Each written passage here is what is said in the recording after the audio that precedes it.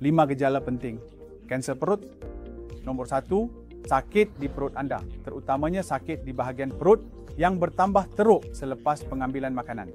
Sakit di perut anda yang boleh menyerupai keasidan boleh menjadi gejala asas kanser perut. Nombor 2, muntah. Muntah terutamanya yang mengandungi makanan yang tidak dicerna atau darah di dalamnya. Nombor 3, mempunyai najis hitam seperti tar yang kita panggil sebagai melena. Nombor 4, penurunan berat badan yang tidak dapat dijelaskan, terutamanya jika anda telah kehilangan lebih daripada 10% berat badan anda dalam tempoh yang singkat antara 3 hingga 6 bulan.